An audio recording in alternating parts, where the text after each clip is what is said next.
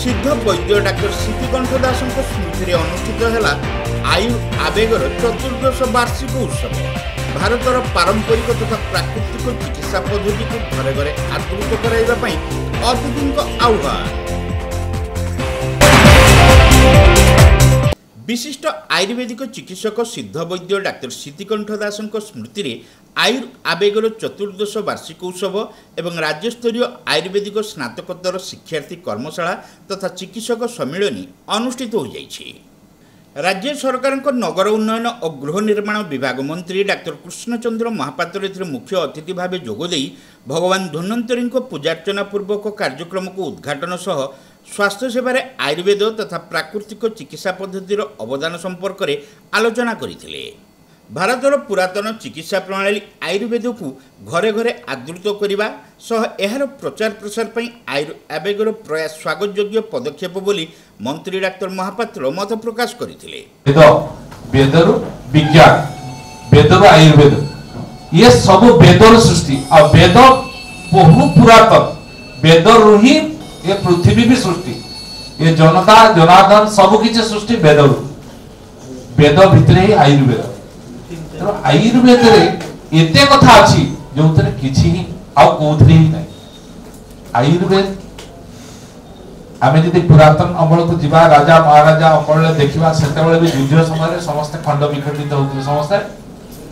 ताको ट्रीटमेंट कोथि होतिला सेते कोन डॉक्टर थिला कि थिला सब आयुर्वेद जड़ी बूटी रे ही होतिला सेइतरे समस्त भल होतिला। एते गछ वृक्ष लता रहिछि जोउडा कि छुपी हे कि रहिछि मनुष्यंकर उपकार आसीबा बेले प्रकृति हमको सब देछि किंतु आमे प्रकृति को भूली कि आज प्रकृति एमिति अवस्था काई होछि आज प्रकृतिर संतुलन काई रखा हो प्रकृति का नष्ट कर सारू प्रकृति काटी छाटी माटी तक कोन नै कोन कर सारू आज गछ जो थियो देखो गछ सफा कर सारू सेति में यशस्वी प्रधानमंत्री आज गुटे आह्वान दैछते मा पाई गछटी केवल ए गछर जो वैल्यू जो मूल्य ताको आस्ते आस्ते समाज भूली भूली जाउथे। आपण आज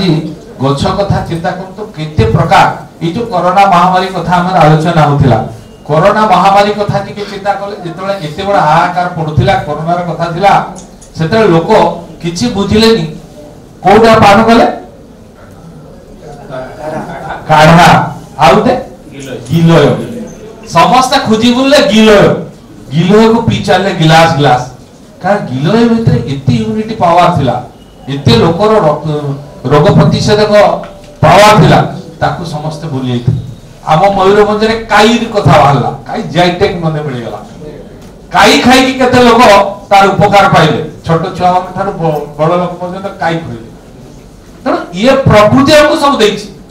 बालेश्वर सदर विधायक मानस कुमार दत्त और बैसिंगार पूर्वतन विधायक कांदरा सोरेन एथिरे सम्मानित अतिथि भाव जोगदे अन्यान्य चिकित्सा विज्ञान भली आयुर्वेदर आधुनिकीकरण पई उभय केंद्र और राज्य सरकार उद्यमरत थिबा बेले एथिप्रति विशेषज्ञ माने मध्य अधिक जत्नवान हेबार आवश्यकता रहिछि बोली मत देथिले। वेद और आयुर्वेद ये दुई विषय कोठी ना कोठी आमर संस्कृति को आमर ऐतिह्य को आमर परंपरा को बखाणुछि। पूर्वरु तो एमिति कोनोसी रोग हेले बा कोनोसी कहार देह खराब हेले ए आयुर्वेद रो ग्रंथर जहाँ लिपिबद्ध अछि सेही अनुसारे सेही पद्धति अनुसारे चिकित्सा होतो किंतु जेहेतु वेद या सहित जुड़िकी अछि कोविड आसिला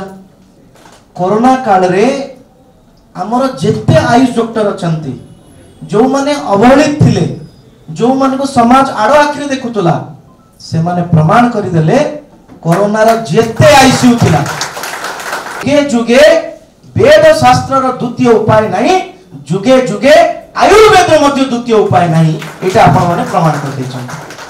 एही उत्सव रे बलांगीर सरकारी आयुर्वेद महाविद्यालय अवसरप्राप्त अध्यक्ष डाक्टर नारायण महांती को आवेग सम्मान रे संबर्धना प्रदान करा जायतिला। आयुर आवेगर सभापति कवि प्रशांत दास एही उत्सव रे अध्यक्षता करिथिबा बेले सिद्ध वैद्य सिद्धिकंठ दासଙ୍କ सुपुत्र तथा विशिष्ट आयुर्वेद भेषज विशेषज्ञ प्रोफेसर डाक्टर शांतनु दास स्वागत अभिभाषण सह कार्यक्रम आभिमुख्य संपर्क में सूचना देते।